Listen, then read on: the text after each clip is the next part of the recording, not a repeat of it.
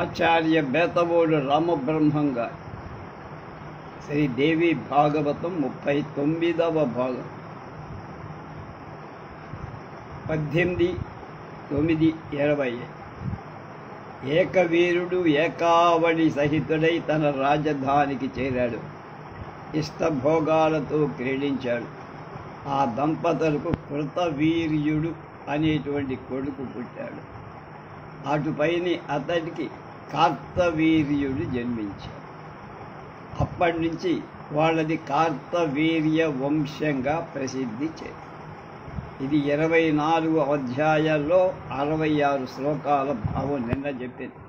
శౌనకాది మహామునులారా, వ్యాస భగవానుడు చెప్పిన ఈ హైహయ వంశ కథ శ్రద్ధగా విన్న జనమేజయుడికి ఒక అనుమానం కలిగి, దేవదేవుడు జగన్నాథుడు అయిన విష్ణుమూర్తి అశ్వరూపం ధరించడమేమిట్రా బాబు, ఆ పురుషోత్తముడు స్వతంత్రుడు కాడా, అంతగా పరతంత్రుడా, ఇతరులు ఆడించినట్టు ఆడేవాడా అన్నాడు అని అడిగాడు. వ్యాసుడు మళ్ళా అందుకున్నాడు. అప్పుడు సూతుడు కథ మొదలుపెట్టాడు. జనమేజయ, ఇలాంటి సందేహమే నాకు వచ్చి వెనకటికి నారదుడిని అడిగి, తెలుసుగా నారదుడంటే ఎవరు? బ్రహ్మ మానస పుత్రుడు, సర్వజ్ఞుడు, సర్వగుడు అంటే అని తెలిసినవాడు అని చెప్పగలి, శాంత చిత్తుడు, సర్వలోక ప్రియ, స్వయంగా కవీశ్వర్. ఆ దేవర్షి ఒకప్పుడు భూలోక సంచారానికి వచ్చాడు. మహతి వీణను స్వరసమందితంగా పలికించుకుడు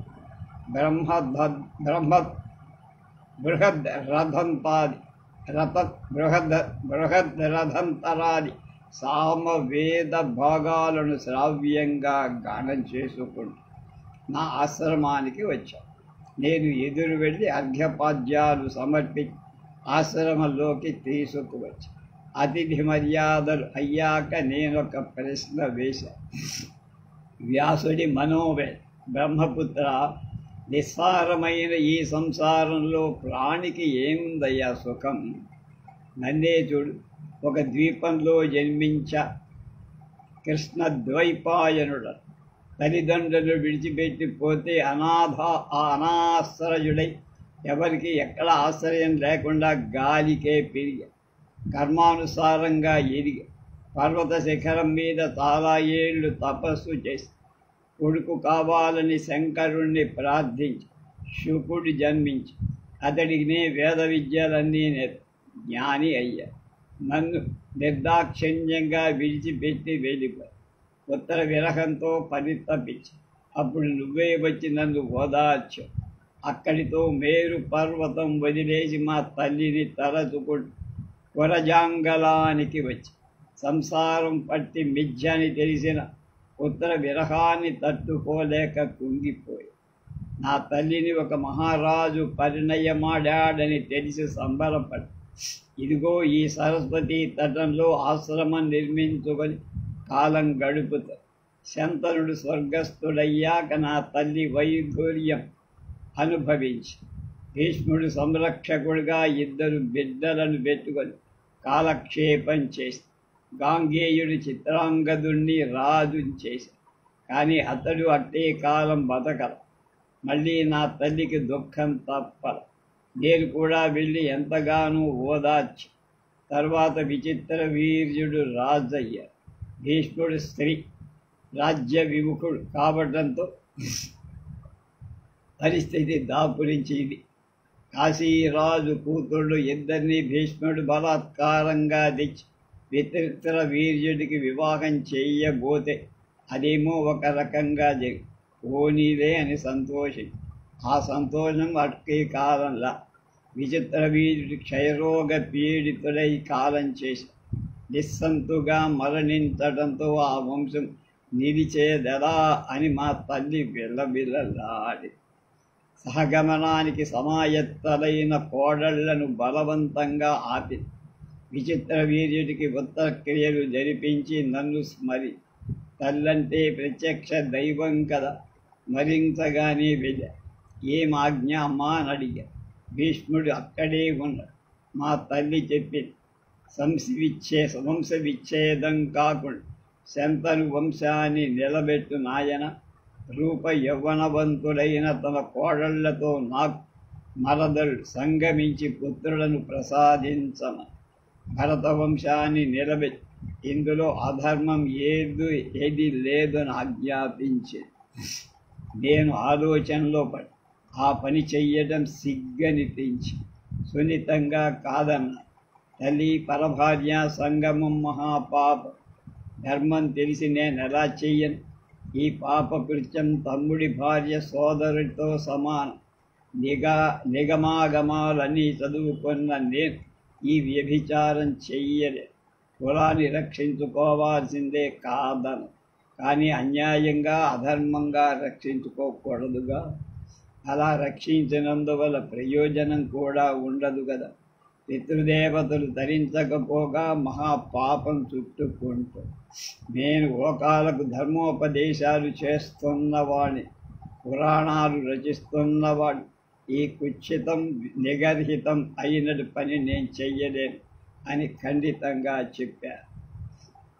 అన్యాయేన కర్తవ్యం సర్వదా కులరక్షణం న తరంతి సంసారాత్ పితరః పాపకారే.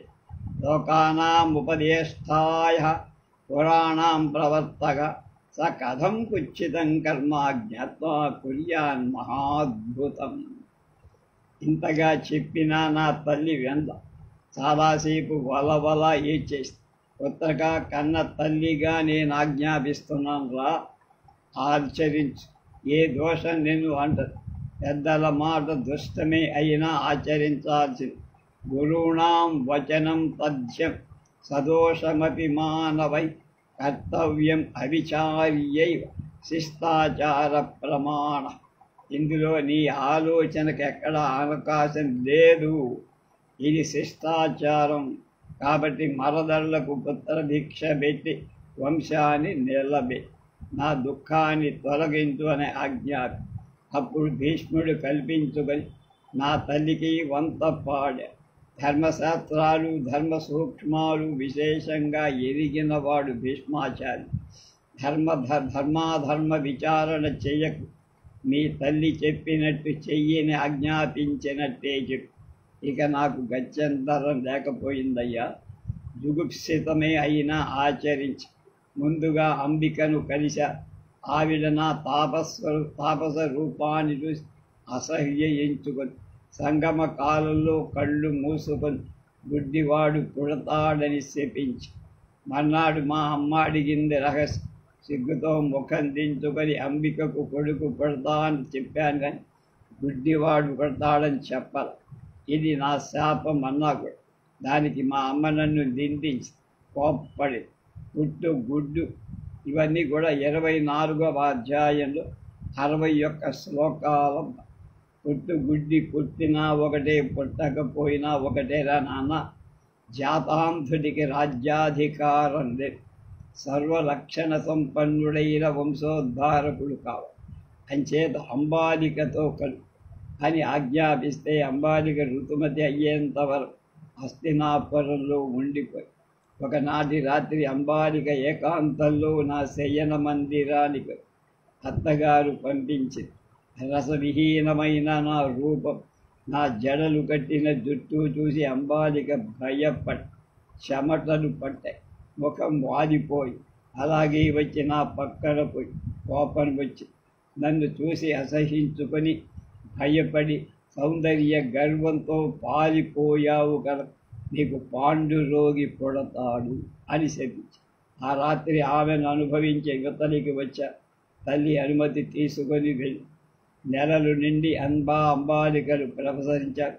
జాతాంధుడిగా ధృతరాష్ట్రుడు, పాండురోగిగా పాండురాజు జన్మి. అటువంటి మనుమలను చూసి సత్యవతీదేవి మనస్సు కలత చెంది. సంవత్సరం గడిచినా మళ్ళీ మన్ను స్మరి వెళ్ళ. ఇద్దరిలో ఏ ఒక్కరూ రాజ్యానికి పనికిరారు కదరా. మనోహరుడైన మరొక పుత్రుడిని ఈ వంశానికి అనుగ్రహించు నాయనా అని ప్రాధేయం. సరే అని. అప్పటికి అంబిక ఋతుమతిగా ఉంది. అత్తగారు ఒప్పించింది. అర్జార్హుడైన వంశకర్త కోసం ఈసారికి అంగీకరించమని కోరి సిగ్గుతో అంబిక ముడుచుకుపోయి మౌనంగా నిలబడి ఆ రాత్రి అంబికా శయన మందిరంలోకి వెళ్ళారు. రూప యౌవన సంపన్న అయి తన దాసిని ఆభరణాలతో అలంకరించి తనకు బదులుగా నా దగ్గరకు అంది. సందన పుష్ప సుగంధాలు పరిమళించాయి. హంసలా నడచి వచ్చి హావభావాలతో ఆకర్షించింది. ప్రేమగా వచ్చి దగ్గర కూర్చుంది. నాకు చాలా ముచ్చటేసింది. అనురాగ రంజితంగా రేయి గడిచింది. ప్రసన్నుడనై ఆమెకు వరం ఇచ్చా. సుందరి, నీకు సర్వలక్షణ సంపన్నుడైన కొడుకు పడతా. అతడు అందగాడు, ధర్మజ్ఞుడు, సత్యవాది, శమధమాన్వితుడు అవుతాడు. అలాగే విదురుడు జన్మించాడు. దాని ప్రకారం అలా పరక్షేత్రాలలో నాకు 3 పుత్రుడు జన్మించారు. శుకుడి వల్ల కలిగిన పుత్ర విరహాన్ని మరిచిపో. ఇది ఎంతటి మాయయో గ్రహించవా నారద. మాయ నిజంగా బలవతి. అకృత్యాలను దీని నుంచి బయటపడలేదు. అకృతాత్ముర. దీనికి మరొక రూపం లేదు. ఆలంబనం కూడా లేదు. ఇంతకంటే జ్ఞానులైనా ఇది ఎంత జ్ఞానులైన సమ్మోహపరుస్తుంది సుమా. మాయా బలవతి బ్రహ్మన్ దుష్యజాహ్యకృతాత్మాభి అరూపాచ నిరాలంబా జ్ఞానినామపి మోహి. తల్లి మీద ప్రేమతో కాదనలే అకృత్యం చేసిన నేను పుత్ర ప్రేమలో తగులుకొను. అడవులకు వచ్చి ఆశ్రమంలో ఉన్నానన్న మాటే కాదు, మనశ్శాంతిలో మనస్సు డోలాయమానమై హస్తిపురం వైపు పరుగులు తీస్తూ మళ్ళీ సరస్వతి తీరానికి చేరుకునే. ఒక్కొక్కప్పుడు నన్ను నేనే అడుక్కునేవాడిని, ప్రశ్న వేసుకుని, ఈ పుత్రులెవరు, నేనెవరు, ఈ వ్యామోహం ఏమిటి, వీళ్ళేమైనా నాకు శ్రాద్ధాలు పెడతారా, పెడితే చదువుతాయా, వీళ్ళకి ఆ అర్హత ఉందా, వ్యభిచారంతో పుట్టిన వాళ్ళు, వీళ్ళ వల్ల నాకే సుఖం లేదు, ఏ ప్రయోజనం లేదు, వీళ్ళ కోసం నేను పరితపించడమేమిటి, ఎంత మూర్ఖత్వం, ఎంత సమ్మోహం, ఎరిగెరిగి ఈ మోహాంధకూపంలో పడిపోయాననుకుంటూ ఏకాంతంలో పరితపించా. భీష్ముడి అనుమతితో పాండురాజు పట్టాభిషిక్తుడయ్యాడు. ఆ వార్త తెలిసి నా పిచ్చి మనసు ఎందుకో సంబరపడి ప్రసన్నమై కుంతిని మాద్రిని పాండురాజు వివాహం చేసుకున్నాడు. బ్రాహ్మణ శాపానికి గురయ్యాడు. రాజ్యం ధృతరాష్ట్రుడికి అప్పగించి భార్యలిద్దరితో కలిసి అరణ్యాలకు వెళ్ళాడని తెలిసిన నా మనస్సు బిల్లబిల్లబలాడింది. ఉండబట్టలేక అదే అడవికి నేను వెళ్ళి పాండురాజును ఓదారుస్తూ వస్తూ హస్తినాపురిలో ధృతరాష్ట్రుడికి ధైర్యం చెప్పి వచ్చి, ఇదంతా ఏమిటంటావు నారద మునీంద్రా, వ్యభిచారంతో పుట్టుకున్న పుత్రుల మీద వ్యామోహం నాకెందుకు? అడవిలో పాండురాజ పత్నులకు 5 కుమారుడు క్షేత్రజ్ఞులై జన్మి. ధర్మ, వాయు, శక్తి, అశ్విని దేవతలు కారణ. యుధిష్ఠర, భీమార్జున, నకుల, సహదేవులు ఆవిర్భవి. ఒకనాడు మాద్రిని కౌగలించుకున్న పాండురాజు శాప కారణంగా చనిపోయాడు. అక్కడి మునీశ్వరుడు అతని దేహానికి అంత్యక్రియలు జరిపారు. మాద్రి సహగమనం చేసి 5 బిడ్డల్ని, కుంతీదేవిని ఆశ్రమవాసులే ఆదుకొని హస్తినాపురానికి తెచ్చి భీష్ముడికి విదురుడికి భద్రంగా అప్పగించారు. వీళ్ళందరి సుఖదుఖాలకు నేనెందు స్పందిస్తున్నాను అర్థమయ్యేది. పాండు కుమారుణ్ణి భీష్ముడు సంరక్షిస్తాడులే అని మనసు ఊరటచ్చింది. కానీ దుర్యోధనాలు క్రూర మానసులై పాండవులతో విరోధించారు. భీష్ముడు ద్రోణాచార్యుని ఆహ్వానించి తెచ్చి కౌరవ పాండవులకు విద్యాబుద్ధులు నేర్పించి హస్తశస్త్ర విద్యల్లో అందరూ గడతేరుతున్నారు. ఇంతలో కర్ణుడు రంగస్థలం మీదికి వచ్చాడు. చిన్ననాడు కుంతీదేవి కర్ణుడిని ప్రసవించి పసిగుడ్డుగా నదిలో వదిలేసి అతనిని ఒక సూతుడు పెంచి పెద్ద చేసి ఆ కర్ణుడు దుర్యోధనుడికి ఇష్టుడయ్యాడు. కౌరవ పాండవులో పరస్పర వైరం ముదిరి దీన్ని వారించడానికి ధృతరాష్ట్రుడు పాండవులను వారణావతానికి పంపి అక్కడ దుర్యోధనుడు లక్క ఇండ్లలో వెళ్ళని మట్టు పెట్టడానికి పన్నాగం చేశారు. పురోచనుడి ద్వారా తెలుసుకున్న పాండవులు తప్పించుకొని అడవుల్లోకి వెళ్ళిపోయారు.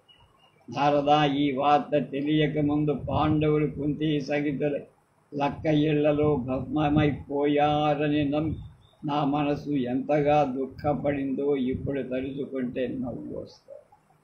శోకార్తుడనై శూన్యవనంలో అహర్నిశలు పిచ్చి పట్టిన వాడిలా తిరిగి ఏకచక్రపురంలో పాండవులను చూశాక కానీ తేరుకోలేకపోయి అప్పుడు తెలిసింది వీళ్ళు లక్క ఇళ్ల నుంచి తప్పించుకొని బయటపడ్డా అని తెలిసాక ఎంత సంబరపడిందో నా మనసు. బ్రాహ్మణ వేషధారులై ద్రుపద పట్టణానికి వెళ్ళండని వాళ్లకు సలహా చెప్పి సంతృప్తిచ్చేది. అక్కడ ద్రౌపదిని జయించి కుంతి ఆజ్ఞ మేరకు 5గురు వివాహం చేసుకున్నారు. ఆ వివాహాన్ని చూసి మళ్ళీ నా మనసు కేరింతలు పెట్టి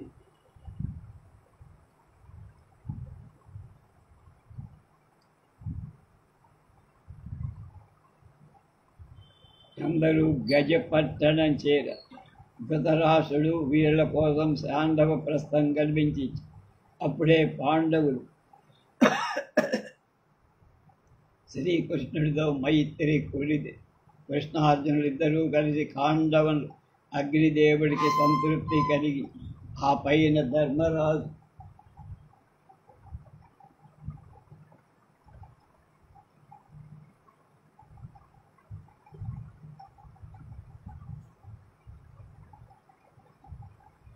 రాజసూయం చేశారు.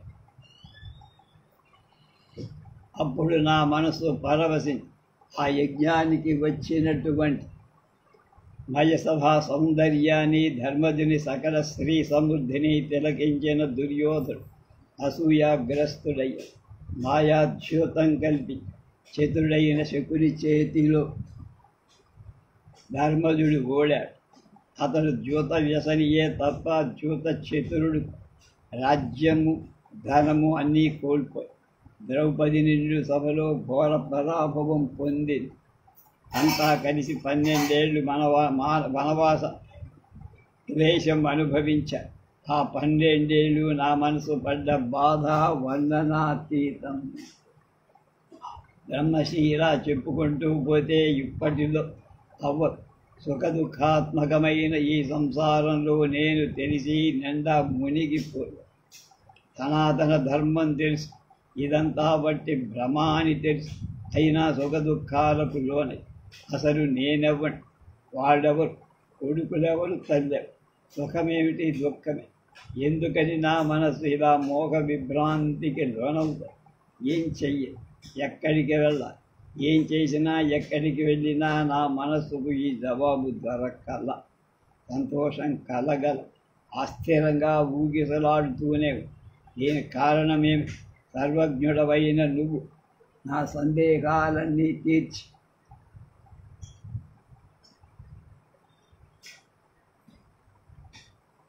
మనస్సుకు సుఖాన్ని శాంతిని ప్రసాద్ అంటూ ఆనాడు సవినయంగా నారదుణ్ణి అడిగారు. జనమేజయ, నీలాగే అప్పుడు నారదుడేమన్నాడో తెలుసా? చెబుతా, శ్రద్ధగా విను.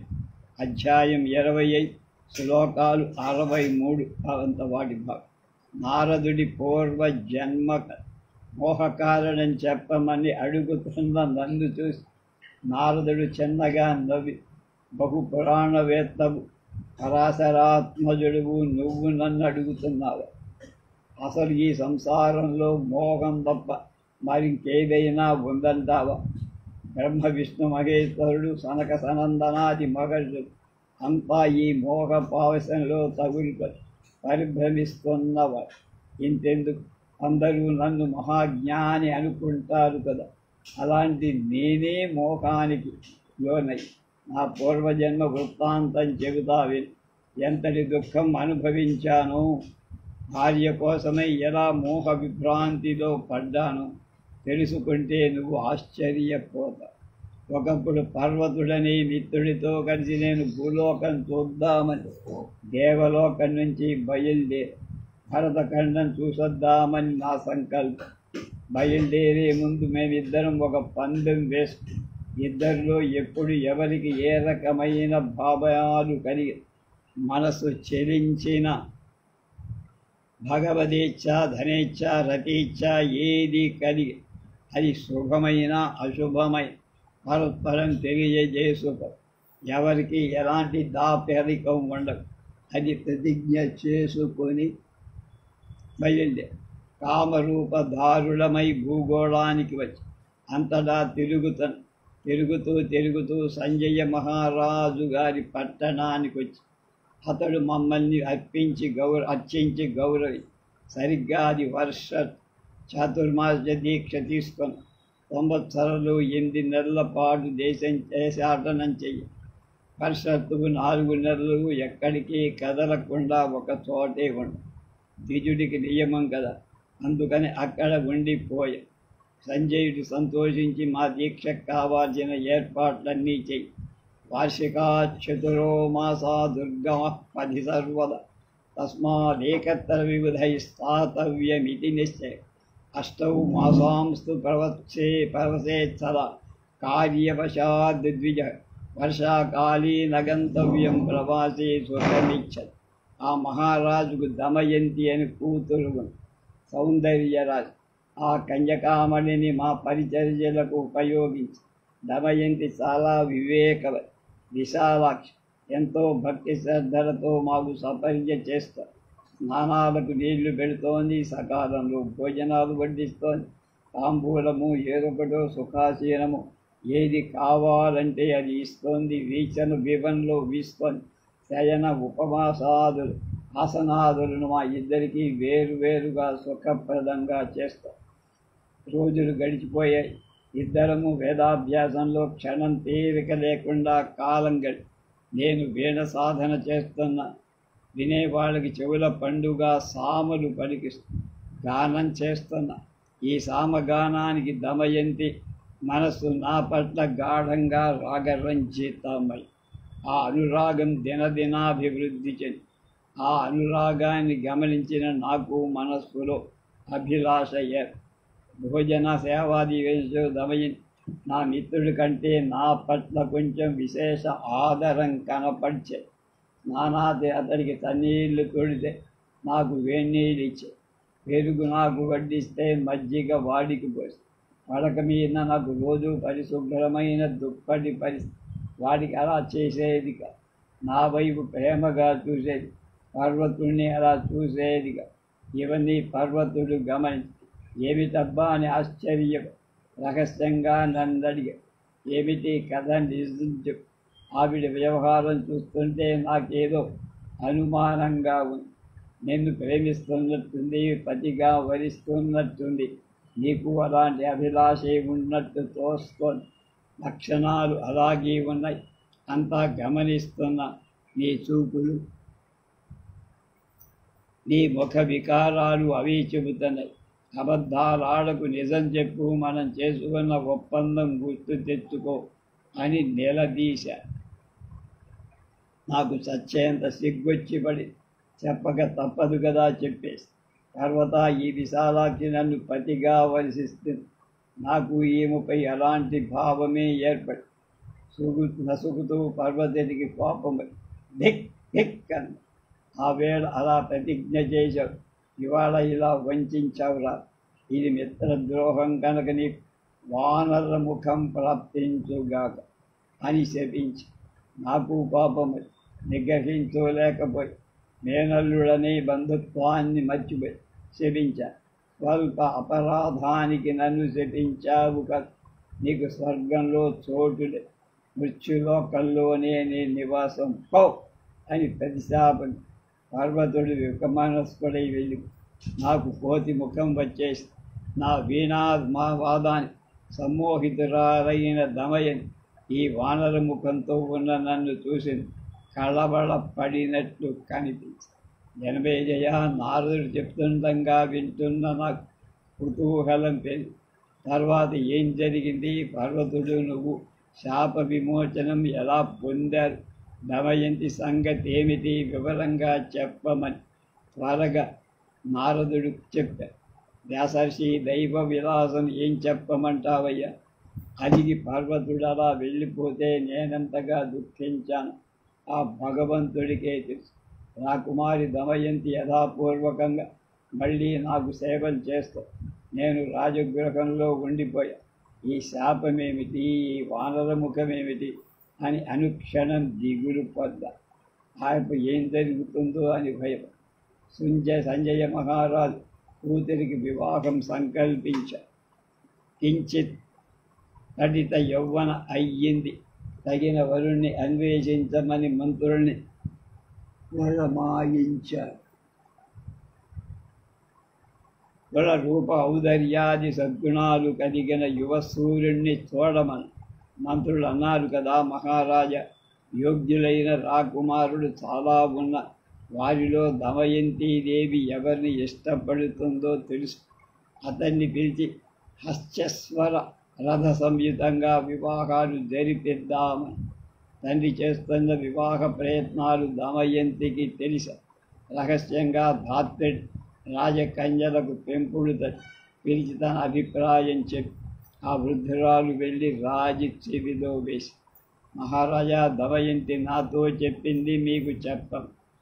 మహతీ వీణావాదన నిపుణుడి మేధావి నారదుణ్ణి తాను వరించానని మీ అమ్మాయి చెప్పి అతనికే ఇచ్చి వివాహం జరిపించను, మరింకెవరిని పతిగా స్వీకరించను అని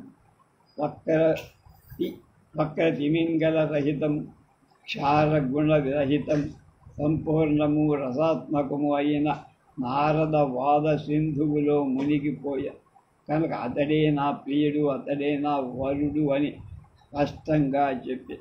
అధ్యాయం 26 శ్లోకాలు 50. మగ్నాహం నాదసింధౌ వై నక్రహీనే రసాత్మకే అక్షారే సుఖ సంపూర్ణే తిమింగలం విభజ్జి. రాత్రి చెప్పిన మాటలతో దమయంతి అభిప్రాయాన్ని గ్రహించిన సంజయుడు తన పట్టమహిషి కైకేయితో సంప్రదించి, కాక రాత్రి మాటలు విన్నావు కదా, మన అమ్మాయి నారదుణ్ణి ప్రేమించిందట, వరించిందట. అతడు ముని ఇప్పుడు కోతి ముఖం ఎంత అందంగా ఉందో చూడు.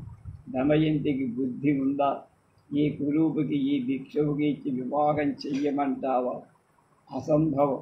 నువ్వు అమ్మాయితో మాట్లాడు, బుద్ధి మార్పించు అని ఆజ్ఞాపించి కైకేయి దమయంతిని మందిరానికి పిలిపించింది. ఏకాంతంలో ప్రబోధించి, అమ్మాయిని అందానికి వానరాశ్యుడా భర్త, చూసేవాళ్ళు ఏమనుకుంటారు, పరిహసించరా? పైగా ఇతడు నిర్ధనుడు, భిక్షు జీవనం, వారి పంచా వీరి పంచా జీవితం గడుపుతారు. నువ్వేదో చాలా తెలివైన దానివనుకున్న, చదువుకున్నావు కదా అనుకుని చివరికి ఇదాని నిర్ణయం. ఒక భిక్షుడిని చూసి మోహపడ్డాడ. నువ్వేమో పూల తీగలా కుసుమాలి, ఇతడేమో వంటి నిండా బూడిద పూసుకునే సుగంధ ద్రవ్యాలు అస్సలు వాడకూడనే మునివి. మీ ఇద్దరికి ఎలా కుదురుతుంది? ఆ కురూపితో సంసారం ఎలా చేస్తావు? వాడనే కూడని ముని వృత్తి. నీ వృత్తికి నీ ఇద్దరికి ఎలా కుదురుతుంది చెప్పు. ఆ కురూపితో ఎలా సంసారం చేస్తావు? ప్రేమ ఎలా పుడుతుంది? అనవసరంగా పెంకితనానికి పో. చక్కని రాకుమారుని చూసి వివాహం జరిపి చేసుకో. ఇప్పటికే మీ నాన్న చాలా బాధపడరా మరి. కోమలమైన మాలతీలత తుమ్మ చెట్టుకి బబూల వృక్షం అల్లుకుంటే చూసిన వాళ్ళ మనసు చివుక్కుమనద. ఎంత మూర్ఖుడైనా తాంబూలాన్ని దాసేరకుడికి ఇంత తిని అందిస్తాడా? దాసేరకుడు అంటే దాసేరకుడు అంటే పల్లె. చెయ్యి పట్టుకొని వానర ముఖుడి పక్క నువ్వు నిలబడితే అబ్బా, అసలు ఆ దృశ్యాన్ని ఊహించుకోగలమా? ఎంత అసహ్యంగా ఉంటుంది. కన్నవాళ్ల గుండెలు మండిపోవాలి. పోనీ అంటే ఇదేదో ఒక పూటతో ఒక రోజుతో తీరిపోయే బంధమా? వివాహం అంటే 100 ఏళ్ల బంధం. ప్రాణాలు గుటుక్కుమనేంత వరకు కట్టుకున్న వాడితో కాలం గడపాలి కదా. ఎలా గడుపుతావు? ఈ సంగతి ఆలోచించావా? నగ్నాం బబూల వృక్షేణ కోమలాం మాలతీలత దృష్ట్వా కస్య మనః ఖేదం చతురస్య న గచ్చతి దాపీరకాయ బంబూని దళాని కోమలాని దదాతి భక్షణార్థాయ మూర్ఖోపి ధరణీతలే ముఖేన సమం వార్తా నరుచిరం జనయచ్చత అమృతేస్తు కథం కాలః క్షపిత వ్యస్త్వయామున ఎంత చెప్పినా ధనభయంతి వినిపించుక తన నిశ్చయం మార్చుక ఇంకా స్పష్టంగా తన అభిప్రాయం చెప్పు. అమ్మా, ధనం రూపం అందమైన సుఖం ఇవి ఉండి ఏం లాభం? మనిషి మూర్ఖుడయ్య. రసమార్గం తెలియని మనిషికి రాజ్యం నుండి ఏం ప్రయోజనం? నాదమాధుర్యాన్ని ఆస్వాదిస్తూ అరణ్యాలు హాయిగా సంచరించే కారుణీ బృంద ఇగో నీకే జాగృతి.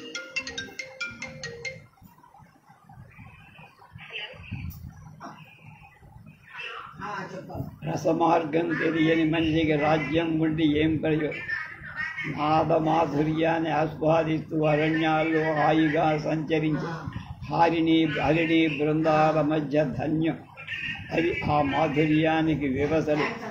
మూర్ఖ మానవుల చేతికి చిక్కి ప్రాణాలు విడిచిపె. నారదుడు సప్తస్వరాన్వత సంగీత విద్యకుని. అందులో అతడికి సాటి వచ్చేవాడు 3 లోకాల్లో ఒక్క శివుడితో. ఇలాంటి విద్వాంసుడిని బదులుకొని ఒక మూర్ఖుడితో కాపురం చెయ్యడం క్షణక్షణం మరణం. ధనము రూపము ఉన్న గుణం లేకపోతే అతడిని పరిత్యజించాల్సింది. గర్వగరిష్ఠులైన రాకుమారులతో మైత్రి అంటేనే నాకు అసహ్యం. అంతకంటే గుణగరిష్ఠుడైన భిక్షువుతో చెలిమి నాకు ఇష్టం. అతడు సర్వజ్ఞుడు. సంగీతంలో గ్రామమూర్ఛన భేదాలు కూలంకషంగా తెలిసిన దుర్బలుడైన 8 రసాలు తెలిసిన వాడు. ఇటువంటి వరుడు దొరకడమే ఒక అదృష్టం. గంగా సరస్వతి నదులు ఎలా కైలాసానికి తీసుకువెళతాయో అలాగే స్వర జ్ఞాన విదార్థుడైన నారదుడు నన్ను తీసుకువెళ్ళదు. స్వర ప్రమాణాలు తెలిసినవాడు.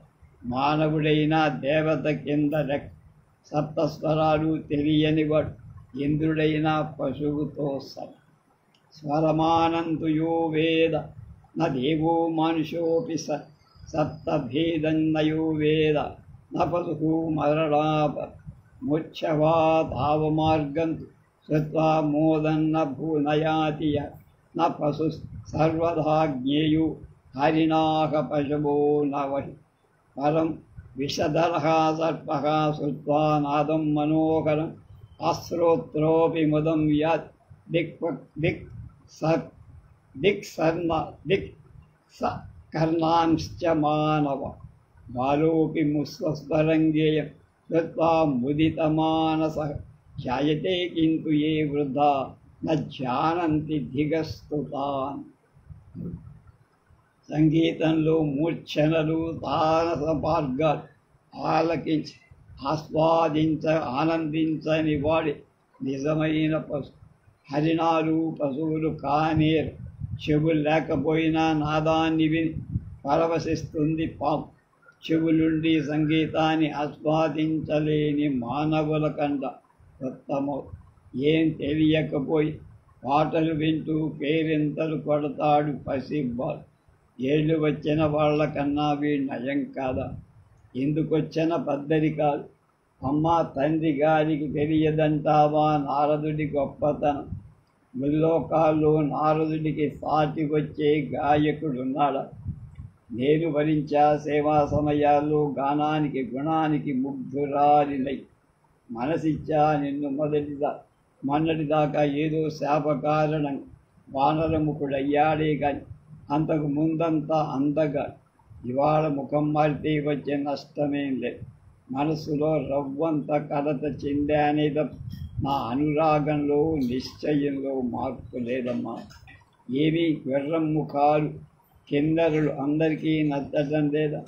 తమ గాన విద్యా ప్రావీణ్యంతో ఆకర్షిస్తూనే ఉన్నారు. ముఖం ఎలా ఉంటే ఏమిటమ్మా, గుణం ముఖ్యం, విద్య ముఖ్యం. అంచేత నాన్నగారితో చెప్పి నారదుడికి ఇచ్చి వివాహం చెయ్యి.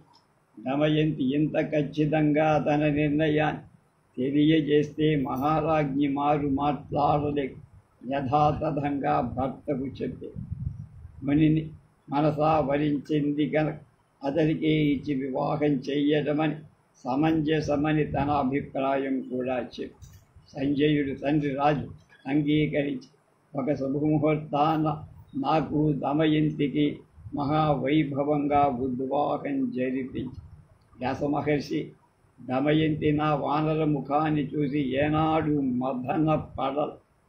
సేవలు చెయ్యటానికి ఆమె సమీపించినప్పుడు నాకు తెలియని ఏదో దుఃఖం పొంగొచ్చి అలాగే రోజులు దొరికాయి. అలా ఉండగా ఒకనాడు ఎక్కడి నుంచో పర్వతం హఠాత్తుగా ఊడిపడి తీర్థయాత్రలు చేస్తూ వచ్చి నన్ను చూడటానికి వచ్చి నేనెంతో ఆనందించి పూజించాను. ఆసనం ఇచ్చా, కూర్చోబెట్టా. నా ముఖం చూస్తూ వలవిలా ఏడ్చాడు. కొంతసేపటికి తేరుకొని మామయ్య, ఆ వేళ కోపం పట్టలేక నేను శపించి దానికి ఇప్పుడు నిష్కృతి చేస్తాను.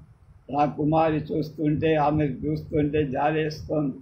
తీర్థయాత్రలు చేసి సంపాదించిన పుణ్యంతో శాప ప్రక్షాళన చేస్తూ నీకు ముఖం మళ్ళీ యథాపూర్వకంగా అలరారుగా అని శాప విమోచనం అనుగ్రహించి మేనల్లుడి సౌదాన్యానికి నేను ముగ్ధుణ్ణయ్యా.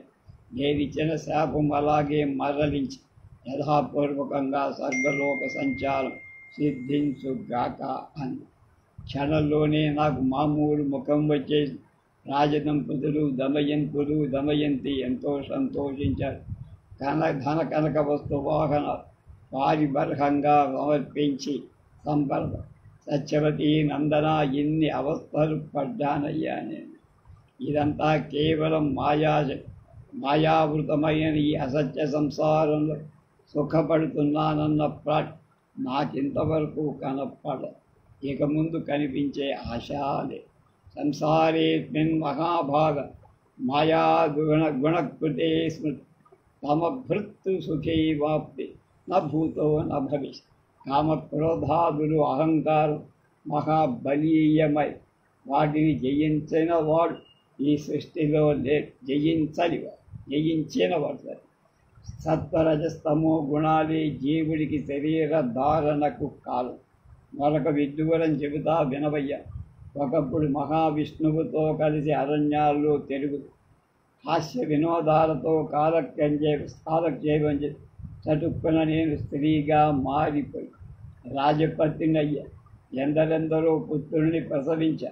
మాయా బల విమోహం విన్నావా ఎప్పుడైనా? జనమేజయ, ఈ ప్రశ్నకు నేను సంబరపోయా. ఇదేమిటి వింత? పురుషులకు రాజపత్ని కావటమేమిటి, మగబిడ్డని కంటమేమిటి? చాలా విదూరంగా ఉందయ్యా నీ మాట. ఈ మాయా తత్వాన్ని సమగ్రంగా చెప్పమన్న నారదుడు చెప్పాడు. తాత్స్యవతేయా వ్యాసస్యాలి.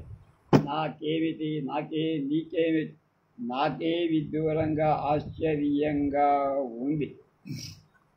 ఇది బ్రహ్మాది స్తంభ పర్యంత ఈ జగత్ అంతా మాయా మోహితమవటానికి ఇదొక దృష్టాంతం.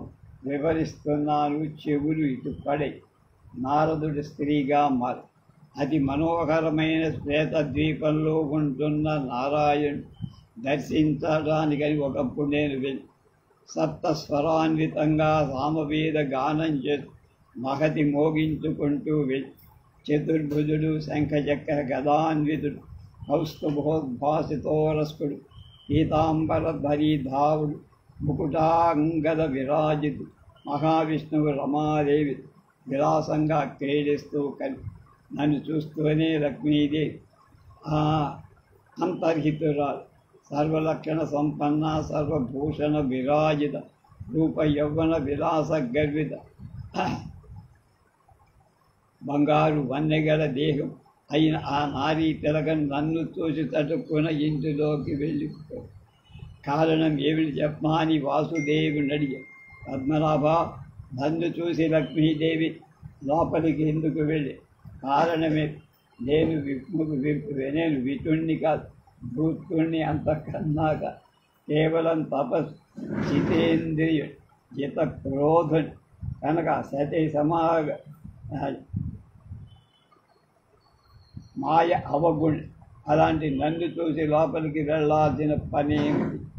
విష్ణుమూర్తి చిద్వాలాసంగా నారద ఇది ఇంతేనయ్యా, పతి తప్ప మరొకరి వంక ఏ మగడైనా పరాయి పరపురుషుడు ఎదుట నిలబడకూడదే పతివ్రతలంది.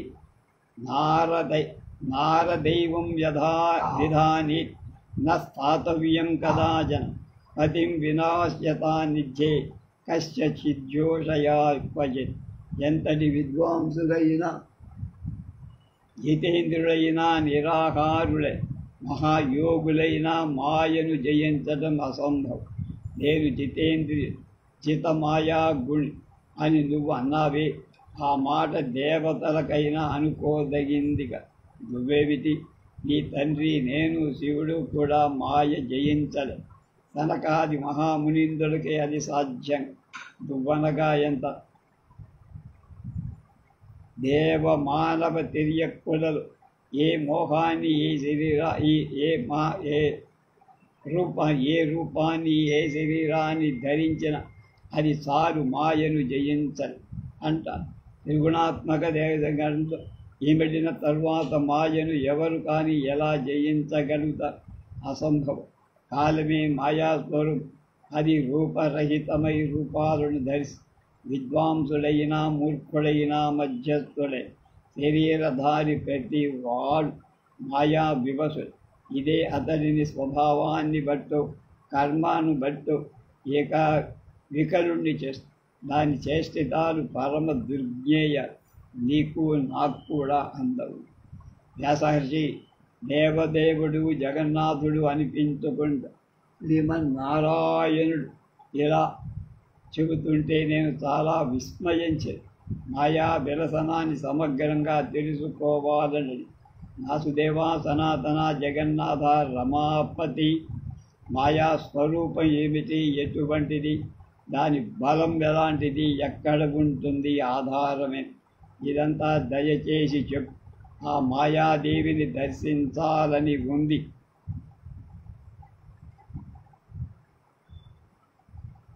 దర్శింపచేయి, సమ్యక్ జ్ఞానం ప్రసాదించు. నారదా ఏం చెప్పమంటావయ్యా? ఎంతని చెప్పమంట? మాయాదేవి త్రిగుణ స్వరూప, అఖిలాధార, సర్వజ్ఞ, సర్వసమ, అజేయ, అనేక రూప, సర్వవ్యాపిక. చూడాలనుకుంటున్నావు గరుత్మంతుణ్ణి హరిద్రోయి, ఇద్దరం కలిసి వెళదాం. అజితాత్ములకు కనిపించని మాయా మహాదేవి నీకు చూసిన తర్వాత విషాదానికి లోనవుతావేమో, మనస్సుని దృఢంగా పెట్టుకో అని విష్ణుమూర్తి నన్ను హెచ్చరించి గరుత్మంతుడిని స్మరించి గరుడు ప్రత్యక్షమై ఇద్దరం అధిరోహించి వాయువేగంతో బయలుదేరారు. మహారణ్యాలు, దివ్య సరస్సులు, పవిత్ర నదీ నదలవరు, పర్వత శ్రేణులు, పత్లీపత్తన గ్రామాలు, ఆశ్రమాలు, అతీతటాకాలు, నానా వివిధ పక్షి గజామృతాలు అన్నింటినీ చూసుకుంటూ దాటుకుంటూ కావ్యకుబ్జ సమీప స్థలం చేర.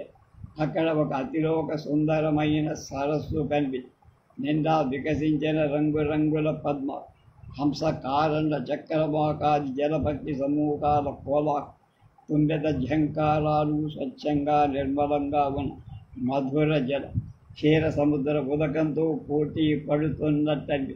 ఆ దివ్య సరోవరాన్ని చూసి మహావిష్ణు అందులో స్నానం చేసి కాన్యకుబ్జ ఘటనలోకి ప్రవేశిద్దామని గరుత్మంతుడిని కిందకి దిగమన్న. గరుడు అక్కడ తీరంలో మెల్లిగా వాల. శ్రీహరి ముందుగా దిగి నా చూపుడు వేలు అందుకొని నందు దిగి సరోవర సౌందర్యాన్ని ప్రస్తుతిస్తూ శ్రీహరి ముందుగా సర్వ సౌందర్యతో ఒడ్డుకు తీసుకెళ్ళి అక్కడ చెట్టు నీళ్ళలో విశ్రమించి, నారదా ముందు నువ్వు స్నానం కాని, తర్వాత నేను చేస్తాను. సరేనని నేను అందులోకి ద్యూపులు దిగి సజ్జనుల హృదయాల్లాగా నీళ్లు నిర్మలంగా పంకజ సరాగాలతో పరిమళం సాధూనామివ చేతాంసి జలాని నిర్మలాని చ సురభీని పరార్గైస్ పంకజానాం విశేషం అని ఆ జలాలను మెచ్చుకుంటూ నా మహతీ వీడను మృగాజినాన్ని తీసి శ్రీహరి సన్నిధిలో ఉంచి కొత్త రేగు కదా అని అనుమానిస్తూ మెల్లగా దిగి కాళ్ళు చేతులు కడుక్కొని శిఖ విధి ఆచరించి ఇంకొంచెం లోతుకు వెళ్ళి స్నానంకి మొదలు విష్ణుమూర్తి గట్టున కూర్చొని అంతా చూస్తా అలా మునిగానో లేదు నాకు పురుష రూపం పోయి స్త్రీ రూపం వచ్చాయి ఆశ్చర్యంతో కళ్ళవళ్ళ కొద్దిగా తేరుగా గట్టువైపు చూద్దు కదా శ్రీహరి నా వీణను కృష్ణాజినాన్ని తీసుకొని గరుత్మంతుని ఎక్కి పరుగో పరుగు నారద తాళజ్వడుల పరిణయం దాని సంగతి రేపు తెలుసుకో.